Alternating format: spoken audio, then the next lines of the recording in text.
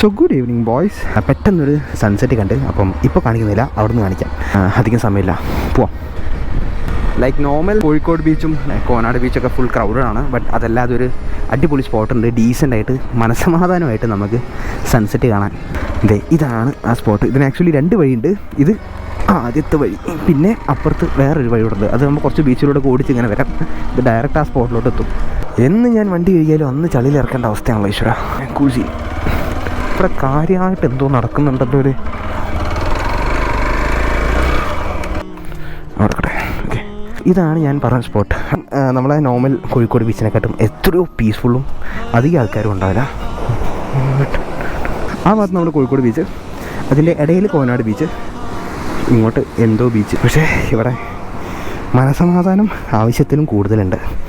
അപ്പം കുറച്ച് നേരം ഓടി ഇരുന്നിട്ട് നമുക്ക് മെല്ലെ എസ്കേപ്പ് ചെയ്യാം. ഞാൻ എന്തായാലും ടൈം ലാപ്സ് ഇടാം.